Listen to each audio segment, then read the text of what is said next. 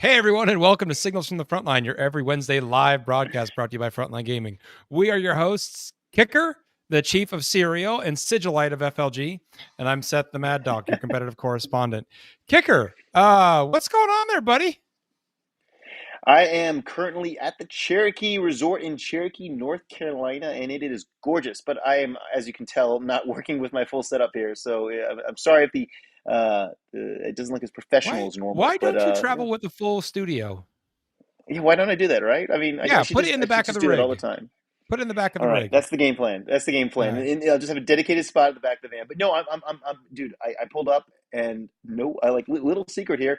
Nobody at Frontline Gaming ever saw this place in person, so we had no idea how like nice it was. And this is by far my favorite resort we've been at yet. Like it's just brand Nice. spanking new and super clean. Yeah, and like there's mountains across. Like it's right next to a river. Like like what the hell? Like this is just awesome. Yeah, What looking about you, forward Seth? to I it, mean, man. you did you get your stuff painted? Are you ready to rock and Yeah, roll? I got it done. I painted an ethereal, Shadow Sun and her drones, another 6 drones, 40 weapons that were magnetized, a crisis Oh suit, wow! 3 Look at them, there they are. broadsides. Yeah. We got it done though. We got all the crap done and to You a did. decent quality. My Tau army looks pretty good. It's not my best army, but it still came out pretty well. So I'm happy with it. You are I'm humble. excited to get it on the table. I have been playing this army since it came out in 2001, and I'm just excited to get all these models on the table, man. Yeah, I mean, and let's be honest, there's probably gonna be a few other people rocking Tau this weekend. It seems like they're the cool kid One or army of two, I choice. think. But You know one me. or two, one or two. Yeah. I know people that are like, oh, I didn't know you were a Tau player, but like, oh no, I'm a Tau player. It seems like a lot of people are saying Are we're they Tau gonna bring players. my original But codex with me as proof of like, no, no, no. I've been playing this since 2001. Shut up. well, I mean, so we're gonna see a lot of Tau. We're gonna see a lot of custodies. Yep. Tomorrow is the big day. So tomorrow I'm gonna be setting up all day long. If you are in the area, come by, help us set up because we can use all the help we can. Meet at 10 a.m. in the hall, and well, let's just move stuff. But then it's always fun. One of my favorite parts of working these events is like the mass like migration of all of a sudden 40K players showing up with their carts and their armies, and you see them checking at the front lobby. Like everyone got their battlefield Yep. bags and their army trays, and I just love seeing everyone show up, getting like excited. So tomorrow, I fully expect to see everyone, show up, and then at 6 p.m. is our meet and greet that we should make sure you're gonna be there, right, Seth? The meet and greet. Yeah, yeah, I'm gonna be there. I would say Sweet, with sweet. bells on, but I'm not gonna be wearing bells. But I'll be there, I 6 to 9. You and I've me, been buddy. I've been told I've met by yeah I'll be meeting and greeting all you guys. So will Joe the Wargamer, Nice. Adam our head 40K judge, a local judge as well, Stephen Valley. I believe a few other folks will be there that you may or may not recognize. But oh, dude, and the hotel. Like, I spoke with the venue management Mhm. today when I first showed up, and they're being very generous, and they're providing us a little bit more food than we actually paid for to provide for all the attendees. So the Iron Wyvern Nice. is a sponsor here that has helped us provide appetizers for everyone for tomorrow night.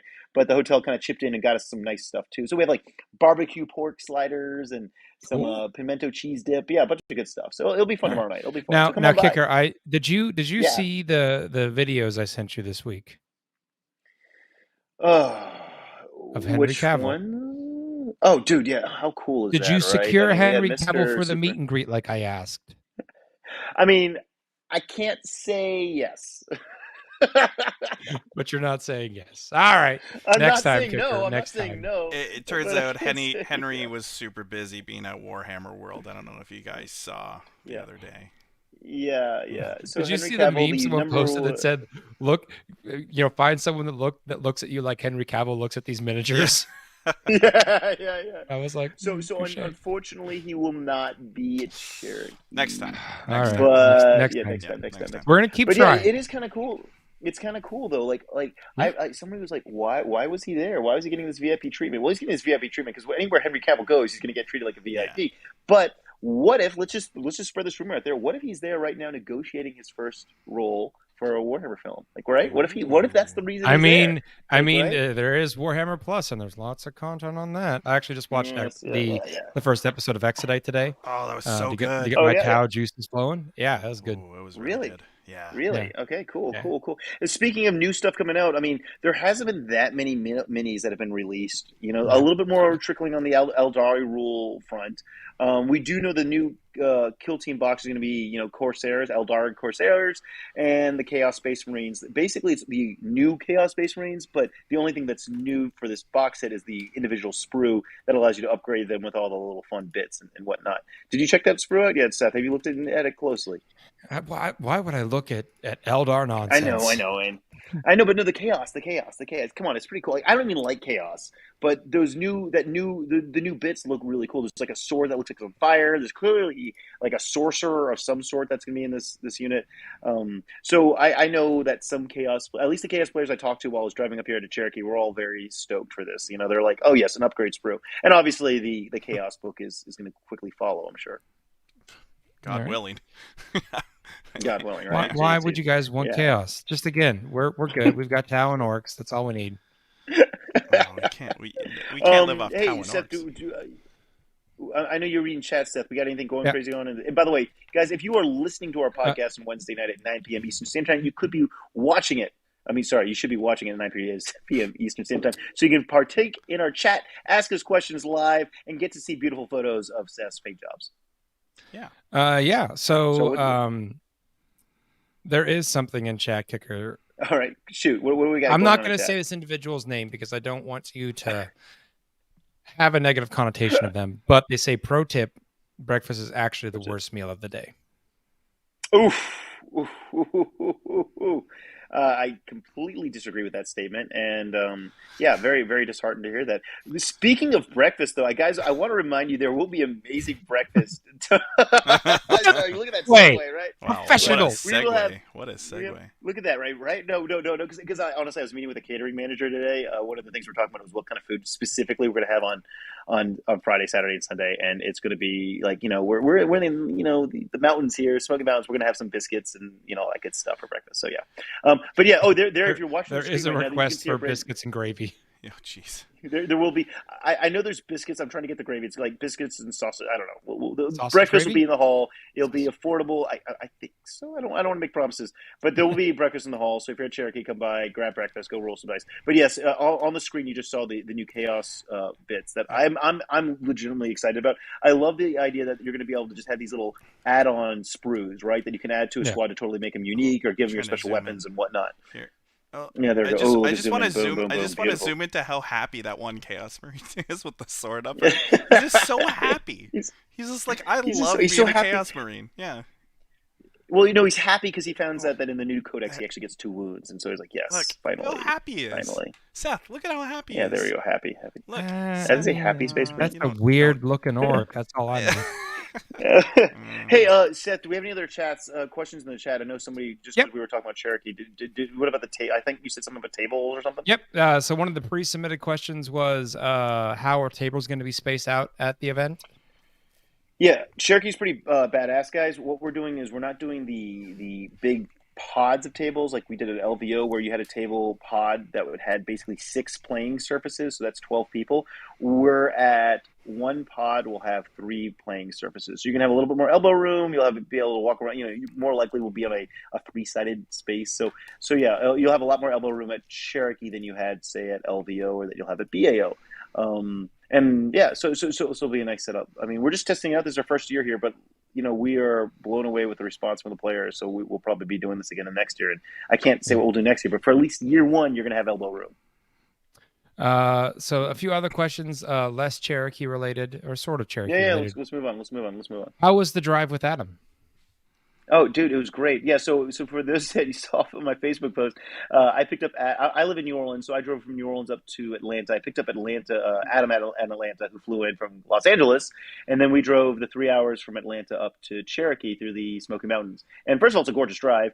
And then midway through, Adam and I stopped off at a nice a local barbecue joint, and had some like legit quality barbecue. They had like probably 20 different barbecue sauces we can choose from, like North Carolina spicy, North Carolina sweet, North Carolina vinegary, whatever. It was fun. It was good. Adam and I talked a lot about life and the world and all the new stuff that he thinks that we should be doing. So Adam's been doing this a long time. I mean, Seth, do you realize how long Adam's been doing this? Long enough that he I think he's like, he's been doing it a long time. I'll just say that. He's been doing it a long time. I mean, he's seen generations of, he's seen the different iterations of the hobby and as it's grown, and he really gives good insight. So, we're very fortunate to have Adam as our our head judge and somebody that we can really lean on to give us guidance where necessary. But yeah, and I did learn. Adam did tell me about a cereal he's the that's cooler. Like I've been told. Yeah, he's the cooler dude. This guy though, like he is a one man show. Like he can run. Like he and Stephen Valley will be running. We're running this, but the two of those guys can run massive events together. So yeah. Yep. What about you, Seth? You're driving tomorrow, right? Yeah. My wife and I are getting up tomorrow morning and driving in the morning, and should be there early afternoon to get settled in and assist.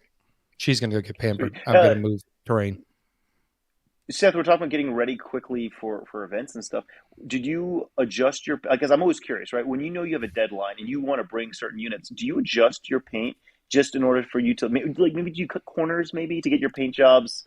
At least the 3-color kind of minimum thing. Or, I don't. Do you sacrifice? I don't. Yeah, right. But that also, like, my Tau is a step down from my Orcs, so they're a little less detailed. So they didn't have much to begin with. Was and that on also purpose more that you limited. did that the Tau was less painted well? They don't deserve. Yes, because the Tau army was started to be painted when I was 15. So Seth was not as good a painter as Seth is now. And I don't want to go back and repaint all that stuff. So I just kind of do it. I mean, it still looks good. You 3-foot distance, it looks great. You get up close, you see that my line highlighting's a little chunky sometimes, but whatever.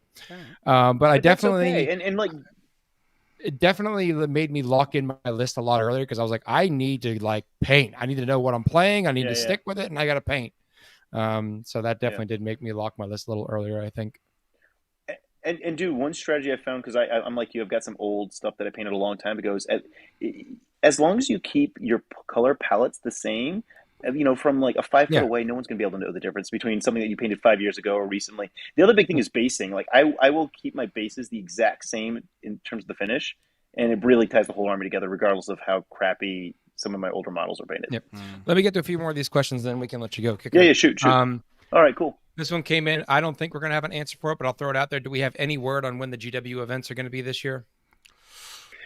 No, I don't feel comfortable spilling the beans or anything on that because I think you just have to watch Warhammer community site for that. They have not officially announced any dates in the United States. Yes. Yeah. But there will be more events. They are coming. Now, this is complete speculation on my part, but I believe since it's labeled a road show, it might not necessarily be returning to the same cities. Mm-hmm. Yeah, and I mean, I think that it's a pretty good. It's pretty fair to believe that they will be in new locations each event, at least for the foreseeable future. That's exciting. The other question is, this is first year someone's competing in the ITC. Nerdic Inspiration says, wondering when you typically update the exact calendar dates and a few more details for the GTs that occur later in the year for planning. So when do you guys publish your stuff? Our GTs, Frontline Gaming GTs, or okay. So our events, we have a nice little tab on our website that should have all the dates in there. Everything's locked in place all the way through Cruisehammer, so that's all the way through August. Those dates are set in stone. SoCal, I got the contract in last week. It looks fine. We just have to sign it. But basically, SoCal is going to be I want to say October 24th that weekend, so the weekend before Halloween. That will be a 3-day event, Friday, Saturday, Sunday. Most likely will be a 3-day event. We'll have the space for 3 days. We're just trying to figure out if we want to do a 2-day schedule like we're doing for Texas, or we're going to make it a 3-day event. And then LVO 2023, that is confirmed. That is, that is also locked in place. So we're scheduled all the way through really LVO 2023. If you go to our website, you can find all that stuff on the FLG website. Nerdic Inspiration. They're not in BCP though. Some people use BCP to kind of find their events, and they're not in BCP yet. Not for any good reason whatsoever, other than I don't have the artwork, so I don't want to post the event into BCP till I have the artwork. That's a reason. It could be a good reason. Yeah, right. That's a reason. Yeah. So there's your answer, Nerdic.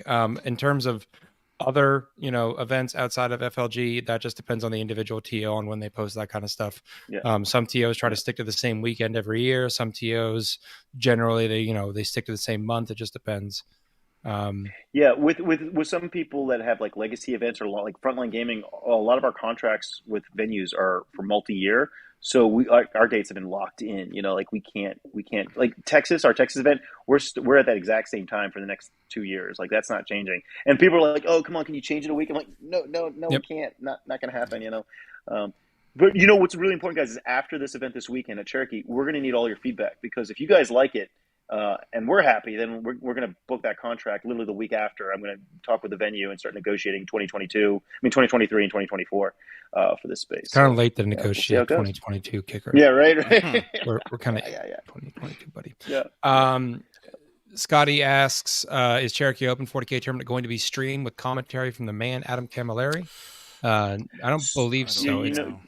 No commentary, that is. It is being streamed by Joe from War Games Live. He is there. And Joe is here. He's already here. His rig's parked out front. He's ready to rock and roll. Joe might possibly bring in somebody to help, but I think that this will mainly be a solo Joe kind of production. If I wash out real quick, guys, I'll go help Joe. Okay. But his quality is amazing. Yeah. So he does a great job. And he for a one-man show, he manages to keep it back and forth between talking with chat and listening to the players. Yep. And not having a lot of lulls. So even if you don't have Adam there, you'll still get a good time. And the chat's always really active, so I'm sure you can get a lot of insight there. Yeah. And he's on YouTube, you mentioned something about Lone Star, and that brought up another question in chat, Kicker. You just keep causing more questions. Oh, so just stop asking me questions. I want to go to sleep. Is Lone Star Open 40K Champs 2 or 3-day event? Okay, so the Lone Star Open, it's been kind of delicately announced because we didn't make a big deal about it. We're trying to get through Cherokee first. But yeah, Lone Star Open, the 40K Champs event is going to be a Saturday and a Sunday event. So everyone will play 3 rounds Saturday. Everyone will play 3 rounds on Sunday. Now, there's a few reasons for that, mainly because most of the people that come to Lone Star don't have to fly there. They can drive. They basically won't have to take Friday off from work. So you don't have to, make a big deal about it. You just come and hang out. And we think that this will really allow for a lot more people to be able to make the event. We're trying it out this year. If it goes great, then we'll stick with it. Otherwise, we can make it to a 3-day event. Now, what does this mean? This means that are we good? Are you losing me? No, you're good. Okay, sweet. So what does this mean, right? This means that it's a 2-day event. So that means 6 rounds. Almost for sure, we're going to have more than one undefeated winner, and that's just a fact of life. I'm sorry. We will obviously select a champion at the end of it based, I guess, I'll let the judges determine the final format. But that's not the only competition taking place during the 40K Champs. We're not looking for the only overall winner. There's another big factor to Lone Star Open, which we're really excited to, and we can't go into the details because I just don't have all the There's more to come. We'll catch Kicker on that one when he's not in a hotel room trying to prepare for a large event tomorrow. Yeah. So yes, and your vacation time point was well received. There are some comments in chat about people being excited that they have to take less vacation time. So well, that's the big deal. Basically, you can leave Friday at night, anywhere from Texas. Basically, be there. Friday, spend the night at the hotel. Saturday morning, roll dice. Sunday, head back home. It just allows a lot more people to come because not everyone has that many vacation days. Yep. All right. I think that's all the questions we're going to take with Kicker. We're going to let him go. Say goodnight, Kicker. Thanks, good night, Kicker. Good night, Kicker. We have guys, I'll see you all at the event. Yeah. Yep. I didn't mean to cut you off there. But... Announce what we're doing. Tell them what we're doing because you take it away. Okay, I was going to, but then you started talking. Anyway, so Kicker and I this past Saturday actually had a chance to sit down with Stephen Box and interview him, talking about specifically fitness in 40K, his personal journey through the hobby, talking about the UK meta because he's been playing both in UK and the US. There's a special announcement in there that you're going to really want to keep your eyes tuned to, or not your eyes tuned. You can keep your eyes tuned, I guess, but also listen for it. Importantly, though, there may or may not have been some audio errors on Kicker's part. No, and the lovely tech priest Dickie here managed to revive the audio. Nope. So just stay tuned for that treat. So we'll hit that, and then I'll be back afterwards. We'll talk about the ITC recap. I'll get to any more last minute questions, and then we'll wrap this one up for the night, folks. Cool. I'll see you guys all at the event. If not, I'll see you guys next week. See you there. Let's run that video. Hey everyone, and welcome to the past. This is Seth and Kicker, actually on Saturday, right, Kicker? Yes, it is Saturday, dude. Yeah, it is Saturday. before Cherokee. We're bringing on a special guest, and that's why we kind of had to do this Saturday because, well, there's a bit of a time delay. So our guest today is Stephen Box from Vanguard Tactics. Let's bring him on and welcome. Come on in, Stephen. There we go. Boom. Hey, Stephen. There you are, Stephen. Welcome to the show. Glad to have you here. For folks that maybe don't know who you are, maybe give you a little plug about who you are and why you're here. Well, first of all, thanks for having me on the show. What an honor to be on the one and only Frontline Gaming podcast. So obviously, this is a show that I've listened to for many years. So I'm actually humbled to be here. Original, yeah. So a little bit about me. I started this kind of crazy hobby, many years ago. Had a big break, obviously, through university. Girls, everything else that you kind of get distracted. Everyone does that, yeah. You get distracted, right? Real common. And then back now, a few years ago now, really, into the sort of competitive side of 40K. And ever since then, I decided that I would start a YouTube channel and really focus on sportsmanship and fair play and helping more people understand the game that I would have wanted to learn in that way when I first got into it. And that's kind of been my mission since, is to get more people rolling dice and enjoying the incredible community that we have at Warhammer. So yeah, it's kind of me in a nutshell. Stephen, you're talking about rolling dice, but you yourself have been on a roll. I mean, it's been going and going and going, and you've been gaining steam. And I mean, you had a sold out workshop class at LVO teaching people. I mean, you yourself, your class has been growing in popularity, and it's kind of cool. You're becoming a name brand. I mean, people know you, dude. I saw everyone like, oh wait, that's Stephen Box. I've heard of him. At LVO, so it's kind of cool. You're becoming a known person in the community, dude. You've also you've grown surreal. Your academy, right? Like you've added people to your staff, right? Your team. Yeah, it's been a real surreal experience for the last sort of, I'd say, year. Really, it's kind of escalated, and I've created a bit of a monster, I suppose. But yeah, the team's growing. Vanguard Tactics is growing. The players, the coaches, the academy itself is just relaunched, and I think by the time this comes out, the academy's now closed, so you can't come onto my academy until it next reopens. You can join the waiting list, which I'm sure I have a link somewhere on my website. But yeah, obviously. So just to because not everyone knows your academy. How exactly? It's an online academy. How does it work? Is it a Discord? What is exactly your academy? Because you're based in the UK. Not all of us can go see you in person. Okay, so imagine a online course. If you wanted to study anything, whether it was nutrition or psychology or photography, it's very similar that you would expect modules that progress from one to the next, which have a logical progression, and then lessons which start with the fundamentals, moving right the way through the advanced tactics of the game. And that's kind of what we do. So it's an online 16-week journey that you'll be on. Everything's remote, so you can access it anytime. And we focus on every single phase of the game, right the way from army list writing to time management and really, like we said, those advanced tactics at the table. So our mission is to help people play anytime, anywhere, against anyone with any faction. Cool. So that's really what it's about. So cool. Yeah, and then we have live lessons on Discord to support questions. We've got coaches all around the world to make sure that all the different time zones are covered, and we can help people pick the right secondaries in certain scenarios and all sorts. So it's a super fun. That time zone thing was actually a cool idea. I hadn't thought about that, but that was a really good idea. Yeah, smart. Yeah, everything's recorded, but it's just a case of how do we make sure that everybody feels included, whether it's playing with one another on online gaming systems or wherever it might be. How do we get the community interacting and feeling like it's a safe place to converse about the game? Well, there's also a real legit community there. It's like a fraternity of guys and girls all hanging out. Like you at the events, you all kind of know each other. You're already friends. You have a support network before and after the tournaments. It's a pretty cool little group you got going there, and I want to see it grow.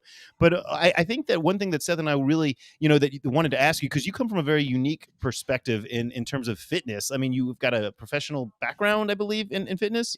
Yeah. And Seth and I have been talking about what we wanted to do a segment here for our tabletop talk about like how do you survive a full 3-day event, because that is an endurance, right? That's an endurance course. And I mean, Seth, you've got all sorts of like techniques that you've used. You bring You bring ibuprofen, I believe, is a requirement, right? Yes. With me, it's water and cereal that keeps me going. But obviously, Steven, you've got. By the way, we should probably ask Steven this, right? Do we have to ask him this, or should we ask? Later? Yeah, it's required. It's required, Steven. It is a requirement. You have to tell me what your favorite sugary breakfast cereal is. This is just. And if you say granola, he kicks you off the show. If you say granola, we might have to pull the plug real fast.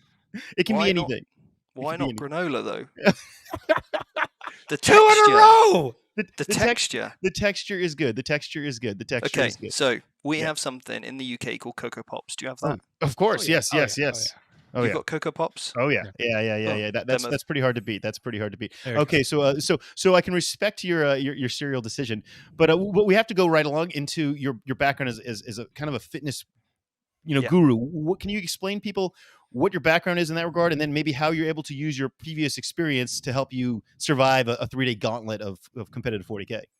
Yeah, so for the last 8 years since I left university, I suppose, I trained to be a teacher. At university, I studied sport performance, nutrition, and was a huge element of that, along with sports psychology. So ever since that, I've been coaching people online for their fitness and their health. I started off out of university, obviously skint, not really much money, did my teacher training, realized I didn't want to work in a school, found myself modeling of all things. So I was the fashion model for about 1.5 years. Is it probably around then? I was being flown around the world doing different photo shoots, and then off the back of that, in terms of how my pictures were looking, people obviously get in touch. Hey, Steve, how do you look like that? How do you do what you do? So I started an online consultancy business for helping people reach their fitness potential, whether it's their mental health or right the way to their physical, whether it's improving their body confidence, their relationship with food, helping them build muscle, lose body fat, lose love handles, just get fitter for whatever it might be. And then I really started to specialize into body composition. So how do I make people look the pinnacle that we can possibly get them to for photo shoots, TV series, films, or competing on stage as a bodybuilder? And that's eventually what I went on to do. So really, for me, surviving an event has not really a great deal to do with the 3 days I'm actually there. It's everything that leads up to it. Oh, cool. There's literally nothing you could do in 3 days that'll help you. Okay. Aside from go to sleep and try to avoid alcohol and just eat some food, but aside from that, there's not a huge amount you can do. You're either in a fit, healthy state to actually compete well, or you're not, and that's you can either put a mask in, like a plaster or a band-aid, as you might call it, over the situation, like you said about taking an ibuprofen. That's a band-aid. It's not really a thing that we can reliably focus on, or we should be anyway, prior to the event. So I think that's really where that conversation needs to start, is what do we do in the months, in the days before an event to really make sure that everybody's feeling awesome and at the top of their game.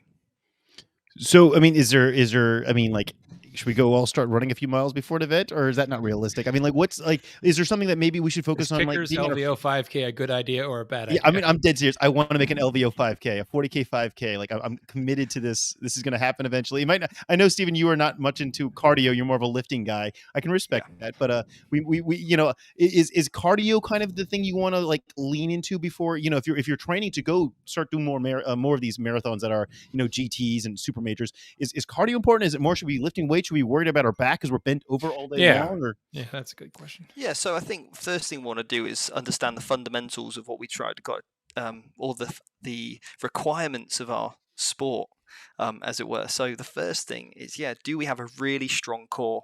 Can we, stay standing all day without getting a bad back? That's going to be absolutely fundamental. So, some core exercise, some lower back exercises in terms of weight bearing is going to be brilliant to really make sure that we've got a good, healthy trunk, to make sure that you can survive a 12-hour day stood up. And then second to that, you've got to think about the demands on our legs as well. So many probably people have felt the Warhammer legs, the classic where you just want to sit down. So again, that can really make sure that, have we got good mobility and range within our joints and muscles? So again, is it a case of cardio being better than weights? I think there's an argument for both, in that the one is is no better than another. They just serve different purposes.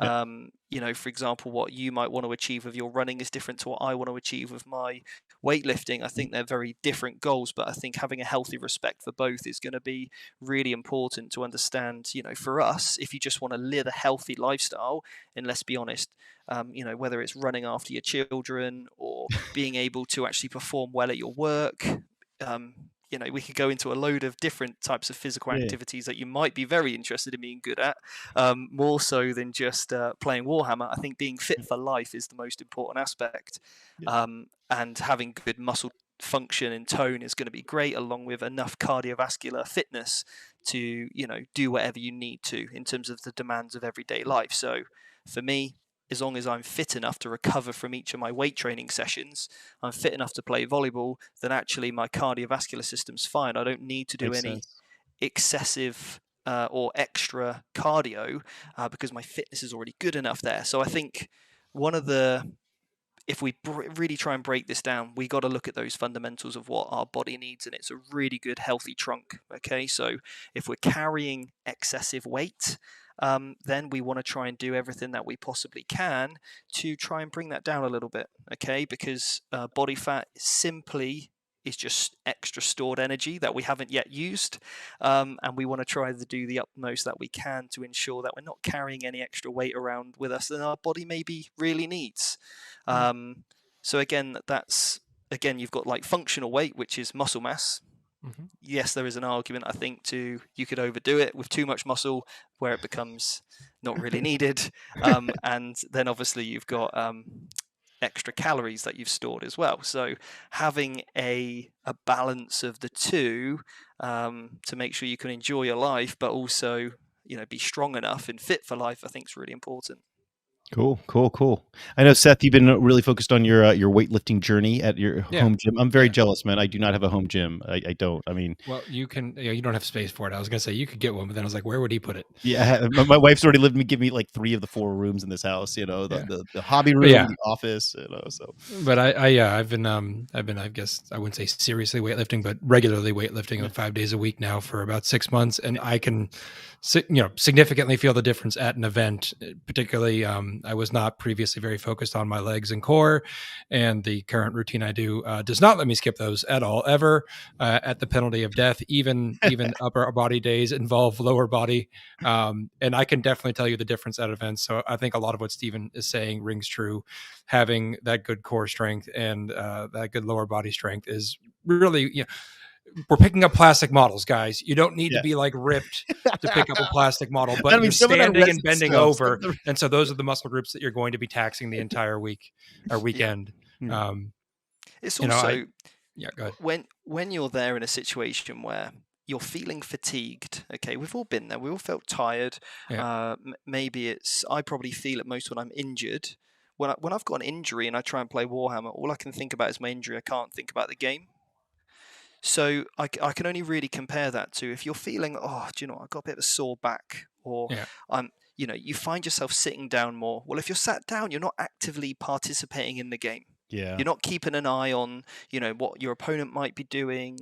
You're not actively looking for where models are being moved. You can't really keep track because you're sat down. You're now an inactive participant. Well, and you'll make assumptions. You'll assume, this model can get an angle to see, but you don't walk around the table to check it, or you're like, I know where he put his guys, 2 inches behind the wall, and that character was right up against the wall. You could have charged it, and you didn't because you didn't know that was. And there. You can also become a little cranky too if you're feeling tired. Yeah, guilty as charged. When you're tired, and that's when you tend to have a little bit more likelihood to lead to bad sportsmanship and whatnot. So. Yeah, I mean, mental fatigue is definitely part of it too. And if you're spending brain power worrying about your body and not worrying about the game, that is there. It's all the same mental pool of energy when you get down to it. Yep, your mind can only focus on so many things at once, and I think that's a massive important factor. Is that we need to try and remove as many other distractions as possible if you want to be the best player you possibly can be. As soon as you start drinking alcohol, you're going to start feeling the effects of dehydration. I had a few drinks at my last event, and do you know what? It wasn't worth it, and I certainly paid the price for it. But again, sometimes you've got to realize what you're trying to achieve from that event, and if it's to be the best player you possibly can be, then drinking alcohol is only going to lead to levels of dehydration. Dehydration is then going to lead to essentially fatigue, and your mental focus and performance is going to drop significantly. I found myself making stupid mistakes, and luckily I was able to get by them, but they annoyed me. The fact that I was making those mistakes I would not have made if otherwise I'd had a really good night's sleep. I had, was better hydrated, and also I had fueled my body with good macro and micronutrients that my body can actually work well on. So I think one of the effects I found being at the LVO was that this is really, really bizarre, but obviously I had a few days out in Vegas before the event. I was itching to eat a vegetable. Yeah. You would my digestion had changed through food sources being very different, eating out every day rather than preparing my own meals like I normally would. So my toilet schedule was completely thrown out. It wasn't as easy for me to get as much sleep as I had, obviously because of the flights or whatever it might be, in jet lag and time zones difference. But I think what we need to try and always do is bring ourselves to a baseline. Okay, can you get a certain X amount of hours sleep? Can you get your 7 to 8 hours sleep a night in the week leading up to that? Can you avoid then distractions as well for your mental health? So if you've got any work, family, relationship issues, okay, can we put that to one side and just enjoy the game for a while? Can it be you turn your phone off while you play the game? All these other aspects are so important for our mental health in order for us to actually focus on the game in hand, as it might be. But in terms of actually what we can do, so Seth, I want to find out more about this last 6 months. You said training 5 days a week isn't serious, but 5 days a week that's a good effort. Yeah. Well, so I'm not here to plug workout companies, but essentially, I wanted to find a group that was. I've always weightlifted, but I've never had anything that's been more or less like a rotating plan. Different workouts, different days, and then I get really bored doing the same pattern over and over and over again. So I found a group that was doing kind of escalating. Essentially, they called it fundamental movement patterns, but escalating the difficulty, and then by changing what lift you were doing. And so that was interesting to me because it was like, at most, I'm going to do this workout for 4 weeks, and then I'm going to move on to the next phase. And they have little tests to get to each next phase. But it got me doing things that years ago I used to lift, and I was in much better shape than I am now. But I injured my back. And so I've gotten back to the point where I'm lifting as much, in some cases or more, than I was back then. I haven't lost the weight, but I feel like I'm doing that in a much more safe manner. And I can physically tell the difference on a day-to-day basis. So just quickly, what's your body weight done? Have you increased your weight? Has it gone down? What's happened with your body weight? It's maintained. The body fat percentage has gone down, but the scale number has maintained. So you've built muscle. Yeah. And you've dropped body weight, so therefore you're at an equilibrium of basically what you call you've recomped. You've had a recomposition of your body, which is incredible. And what will normally happen when you start training, like you'll start seeing good results in terms of muscle gain. They'll plateau in terms of how rapidly they've happened, and then what you'll start to see is the actual scales decrease. But that's only going to happen if you're in a calorie deficit. So that's really the next thing. I suppose you want to focus on, if you are trying to improve your body composition more, potentially would be bring yourself in a calorie deficit to lose body fat, or if you want to just keep building more and more muscle, then you're going to need a calorie surplus. But with that caloric surplus isn't only going to add more muscle, but will probably add on a little bit extra body fat as well, because you always want to make sure you kind of overdo the surplus, as it might be, to ensure that you're getting enough sort of metabolic demand from training, and then also you're fueling that to basically grow. But again, you can periodize that. It doesn't have to be you can go into a muscle building phase and then you can go into a fat loss phase. And this is something that I'm doing constantly. So at the moment, I'm in a building phase. I'm still trying to build the muscle I lost over COVID. And when I feel like I'm back to where I am, it will be then going into a diet phase then. So you kind of live on a spectrum of like the upper end of where you're happy in terms of body fat levels and a lower end of where it's probably not good to go below that period as well. So as long as you're somewhere between there, then all good. And the variety in that aspect, I assume, is also nice, because being on the deficit diet all the time can't be that enjoyable. Hey guys, usually I eat really good. This is Kicker, the chief of cereal, saying this, by the way. Well, cereal is really important to me. Clearly, as I'm Kicker, the cereal guy. Yeah, it's just less nutrient food, that's all. But I'm a bear without my cereal. To be honest, like for me, when I teach people about food, the first thing I always say is, look, there's no good, there's no bad food. Okay, just get any stigma of good and bad food out your mind. All there is calorie-based food, okay, whether it's high or low, and then hopefully we're still supporting the body with enough vitamins and minerals to keep us functioning well. But for me, I actually find dieting very easy.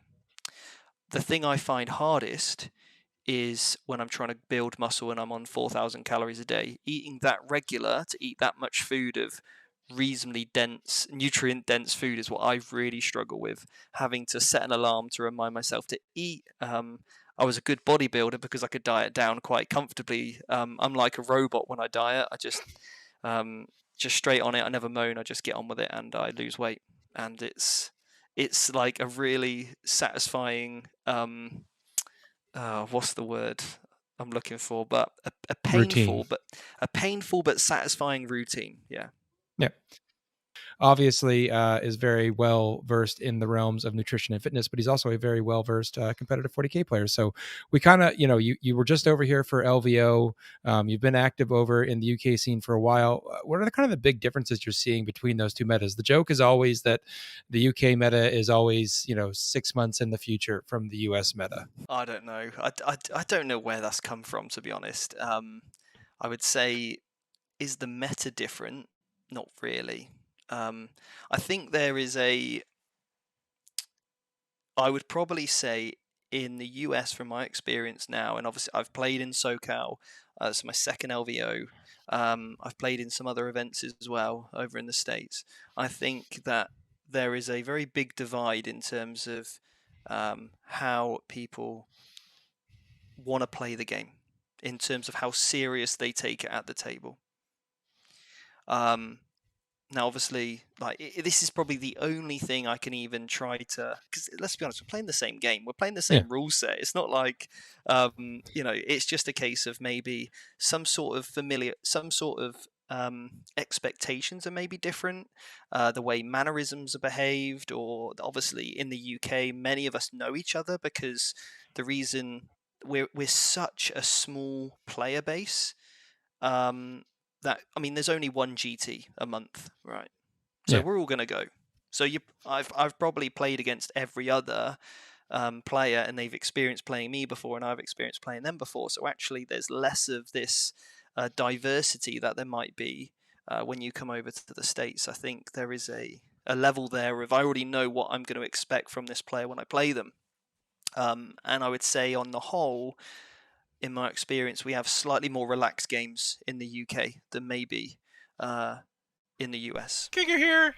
Something that I noticed is intent play here in the US. What do you think about that? So I think intent can be it's a funny one, because you want to play by intent, but also you actually have to know what you were meaning to intend, and you need to declare that, right? Otherwise, you're just cheating. There's a big difference between, I meant to do this, and now I'm actually putting it on you to let me do that, and you should never do that. What I mean by necessarily is sometimes we're a little bit maybe more relaxed in terms of probably the time in chess clocks. They're not as commonly used over here, I would say, as they are, on some of the tables at the LVO, maybe.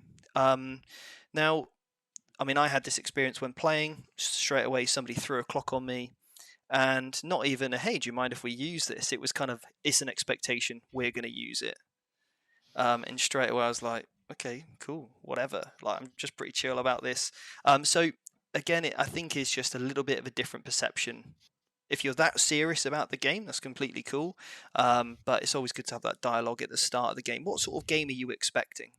Are you expecting just a funsy kind of game, or are you here to, do the best that you possibly can be?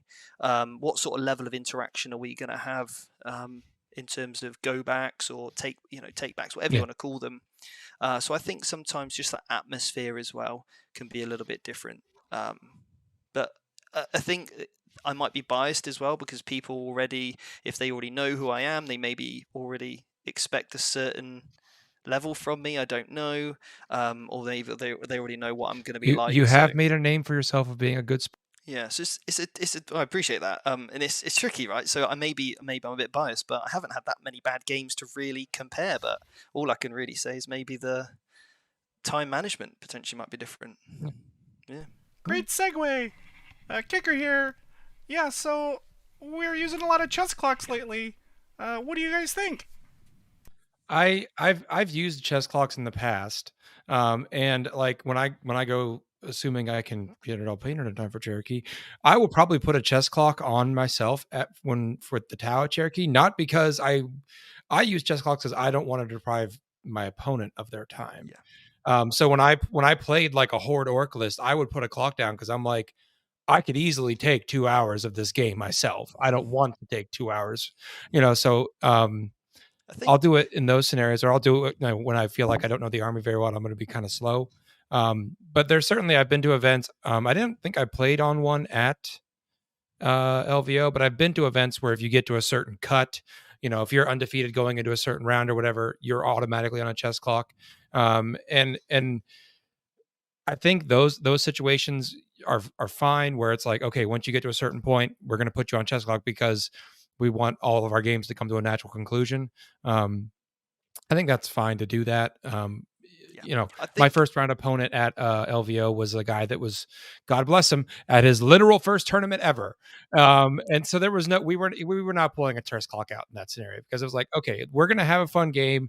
Afterwards, I'm going to talk to you about how you probably should be drinking some more water and sitting down and eating a good dinner tonight, because he's like, man, I'm tired. And I'm like, yeah, you got through round 1 of 6, buddy.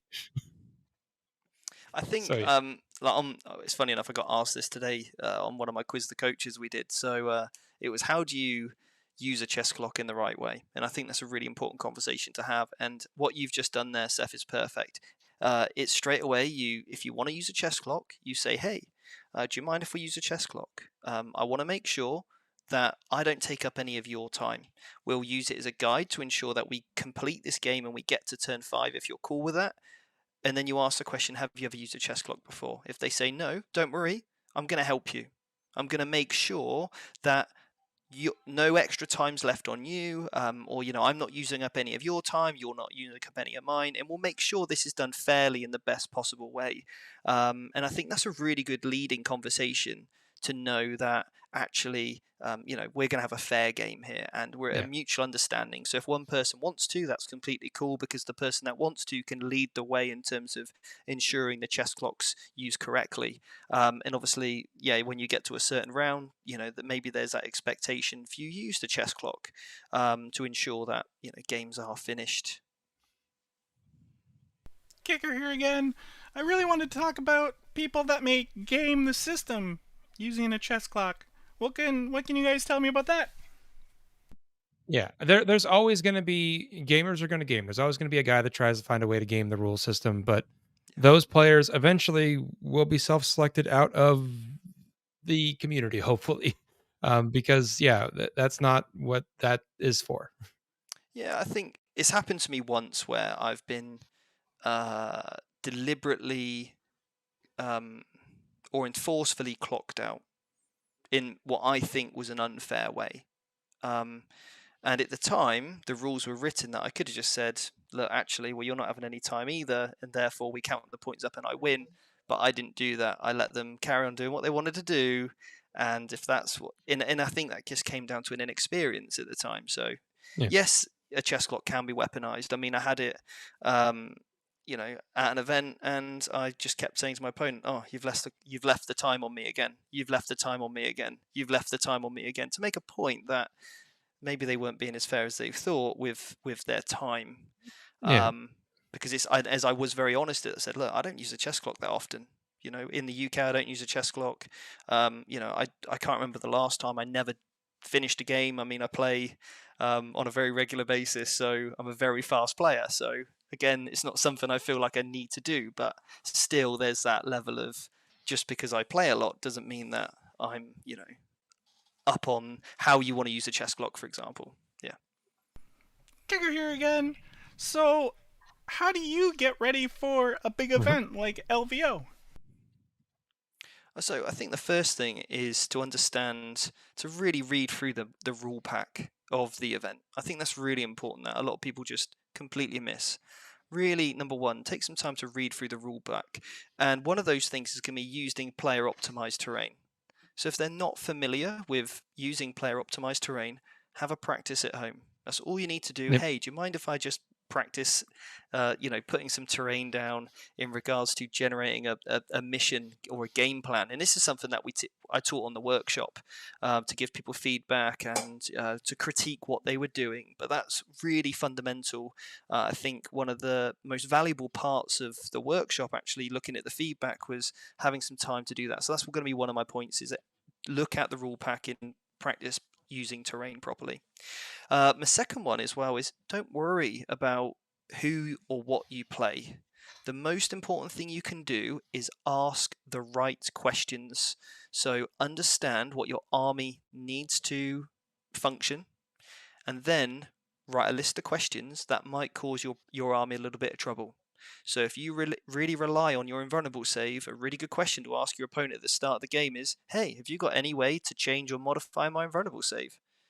And if they say, yeah, okay, how's that work? That's a psychic power. Okay, which model has that psychic power? It's this guy. Cool. And then that way I don't need to know the entire Thousand Suns Codex. I just need to know those important questions. Do you have a fight last in your list? Do you have anything that can fall back and charge? How's that used? Is it a stratagem, a warlord trait, a relic? Maybe 5 to 10 questions, and then that way you can cover all the bases. And then finally, when you actually get to the game, you can spend some time, think about your secondary options, and really take some time to think there. And then you can hopefully enjoy the game with a little bit more, or just less anxiety, rather than, oh, I wonder what gotcha moments I'm going to be caught out by with this codex. You've asked the questions, and if you fail to ask a question and you got gotcha'd, do you know what? That's a lesson learned. Add it to your question next time. All right. That's a lesson. Any failure is a lesson to be learned from. All right. All right. Well, yeah, I think that was all really good information. I think we got a lot of really good information fitness wise, and, differences in meta and some first time tips. So really glad to have you on, Stephen. We've been talking about doing this for a while, but we finally made it happen. So thank you for joining us. Kicker, did you have any final questions? Yeah, Kicker here again. I wanted to say thank you so much, Stephen, for coming on the show. I also wanted to say, when do you think we're going to see you again? I say we tell them when I'm coming next. Okay, so it's going to be the Bay Area Open. Nice. The next workshop. Yeah, so the workshop was really great, and everyone really loved it. What did you think? Yeah, and I heard that was very popular. Yeah, quite the attendance. I was blown away by how many people stood in front of me. So, yeah, took me a little bit by surprise. All right. Well, thanks for having us on, Stephen. And now we are going to cut to Kicker and Seth in the future. Thank you, past Seth and Kicker. And Kicker's voice was his own the entire time. I promise you. He was going down with something, and I was worried about him. Yeah, it definitely was. I think he caught a really, really, really transient, sore throat there, just for like 20 minutes. Yeah, no big deal. No big deal. So, thanks for sticking around for that pre-recorded thing. Some people were thinking that might have been live. No, because Steven's over in the UK, that means when we're recording right now, it's like 2 a.m. for him. So we didn't really want to do that to him. So we've been talking about how to get this done. And the best thing we could come up with was just recording on a weekend. So Let's get into our ITC recap because we finally have new ITC ranks. Tech Priest Dickie, hit it. Oh yeah, no, give me a second here. It's not as easy as that. We might have been cackling in the background this entire time. Maybe not. You never know because no one could hear us, right? They couldn't hear us, right? No, thank right, God. Tech Priest? No. Okay, good. Bam! So there we go. All right, for the 40K competitive recap, we have number 5 is Liam Calabot, number 4 Manny Chimba, number 3 Ryan Slater, number 2 Quentin Johnson, and number 1 James Marsden. Now you'll note that all of these rankings are like literally, the highest score is a guy with 3 events. So there's definitely going to be a lot of movement early on in this season. These early go-getters have jumped on a number of events, but it is definitely going to be a lot of movement. So just keep an eye on that as we go. Flipping on over to the hobby track, we've got number 5 is Quentin Johnson, number 4 Caleb Kirby, number 3 Morgan Timpey, number 2 Brendan Mueller, and number 1 Christopher Johnson. So and I already got a couple of hobby scores there. Yeah, They're doing good there, guys. I'm so jealous. Yep. Flipping on over to the AOS competitive, we have number 5 Zach Ahrens, number 4 Baz Norman, and I'm thinking that's supposed to be junior. Not entirely sure there, Baz. Sorry about that. Number 3 is Nick Burdew. Number 2 is Mitch Kwaja. Ooh, good one. I tried, Mitch. I tried real hard, buddy. And number 1 is Levin Sichanavana. I have no idea how to pronounce that one. Sorry. Levina, hit me up on Facebook. Let's just sound it out. Sitch. In Nava. Nava. That's what I said. Okay.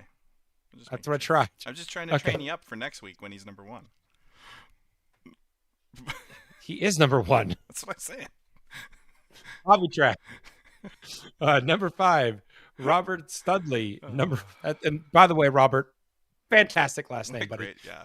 Number 4, Matthew Garcia. Number 3, Chris Miller. Number 2, Matthew Dye. And number 1, Robert Carr. And then we have some kill team even. Well, put them up, but you can talk about them. Oh, he didn't get the kill team. You never tell me. It's just Janice. It's on the notes. Number 5, Janice Gillum. Number 4, Migueladon Angel. Ooh. Number 3, Jordy Asanin. Or Asensi. I'm probably butchering that, Jordy. I'm sorry. Number 2, Justin Vigil, and number 1, Antonio Malero. You know what? I like when the new season starts, just so you can butcher people's names, Seth. I think that's the best part of it, really. I think early season is hard for me because there'll be a bunch of new names next week probably, and I'll be like, oh crap, I don't know how to say those either. So, and then I'll mispronounce something, and then I'll get some, Facebook message. You mispronounced my buddy's name. I'm sorry. I'm only human. He's the tech priest. Anyway, final thoughts or questions for the night, chat. I've been keeping an eye on you guys throughout there.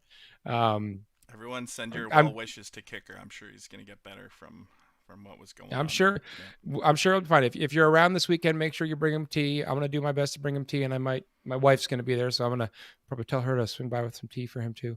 But yeah, I'm excited for this weekend, excited to roll dice with the new army, and I am excited to see all of you. Oh, there we go. Seth, did you finish painting your army? I finished painting my army like an hour ago. Yeah. How is the orc community taking this, by the way? There's mixed feelings. There's some folks that are, you've given up on the greater good. But there was a lot of folks that understood, like, that's what I want to play and have fun right now. And I'm paying a good chunk of money to go to these events, so I want to have some fun. What you want to play, right?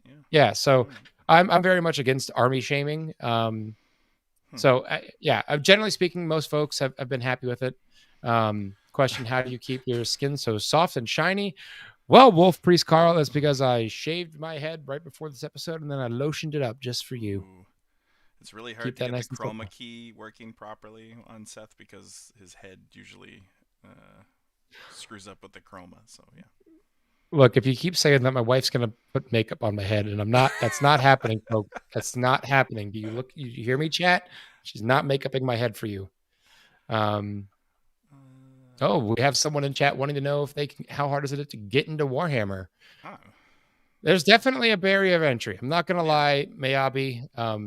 There's a lot to learn in terms of rules. There's a lot to build and paint in terms of armies, but take it in small pieces, play small games, build up over time. Buy a Custodes army. Yeah, elite armies like Custodes are a great way to start if you want to get in there fast. But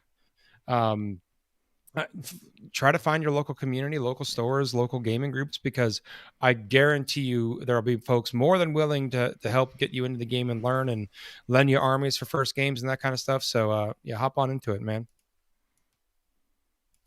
All right. That's it for tonight. Don't forget, check out the stream all weekend. It'll be on War Games Live YouTube and the Frontline Gaming Twitch channel. So stay tuned for all that fun. Maybe you'll catch me on there. Maybe not. Who knows? But until next time, this has been Seth the Mad Doc and Tech Priest Dickie. Tech Priest Dickie. Yeah, I'm ignoring the craft roll questions because thank you so much. We really hope you enjoyed this episode of Signals from the Frontline. Have a great week, and we will see you at the Cherokee Open. Bye-bye.